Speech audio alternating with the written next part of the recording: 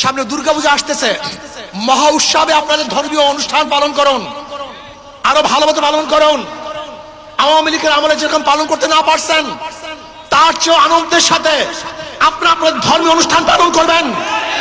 যদি প্রয়োজন হয় আমরা আপনাদেরকে ছায়ার মতো রাখবো, আপনাদেরকে আমরা সাহায্য করব, সহযোগিতা করব।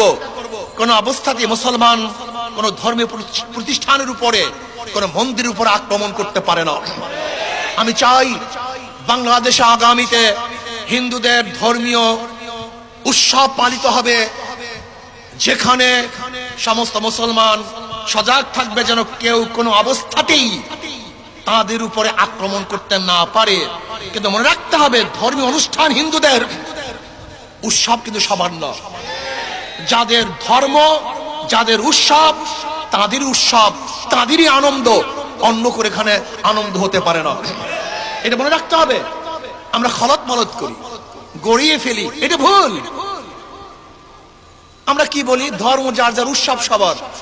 এটা ভুল মেসেজ, এটা ভুল থিওরি, এটা ভুল দর্শন। ধর্ম যার যার, উৎসব তার তার। ধর্ম যার যার, উৎসব সবার, এটা ভুল। তাহলে কোরবানির সময় হিন্দুরা কেন উৎসবিত হয় না? তার উৎসব কেন পালন করে না? ঈদের সময় হিন্দুরা আমাদের ঈদগাহে কেন নামাজ পড়ার জন্য আসে না? এটা ভুল মেসেজ।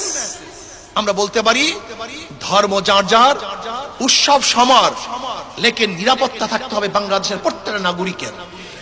হিন্দুরা ধর্মীয় উৎসব পালন করবে, আমরা বাংলাদেশের নাগরিক হিসাবে তাদেরকে নিরাপত্তা প্রদান করব। আর কিসের নিরাপত্তা? হিন্দুরা আমান, তারা নিরাপদ। আমি মনে করি হিন্দুদেরকে নিয়ে, সংখ্যালঘুদেরকে নিয়ে যারা রাজনীতি করে, তারাই তাদের মন্দিরের আক্রমণ করে, প্রতিমার উপর আক্রমণ করে। কারণ মুসলমান, খাঁটি মুসলমান হিন্দুদের প্রতিমার উপরে আক্রমণ করতে পারে না, এটা ভুল। যাই হোক, এরপর 47 আমরা ডিভাইডেড হলাম, পাকিস্তান একটা দেশ পেলাম, ভেবেছিলাম এবার মুক্তি পাবো, শান্তি পাবো। কিন্তু পশ্চিমারা আমাদের অধিকার না দেওয়ার কারণে তাদের বিরুদ্ধে আবার আন্দোলন করলাম, সংগ্রাম করলাম। 71-এ বাংলাদেশ নামীয় আবার একটা ভূখণ্ড পেলাম। এইবার স্বাধীনতা কতবার হলো? তৃতীয়বার। আর 2024-এর 5ই আগস্ট ফ্যাসিস্টদের বিরুদ্ধে আন্দোলন করে আবার আমরা চতুর্থবারের মতো স্বাধীন হলাম। কেন? বৈষম্য বিরোধী আন্দোলন।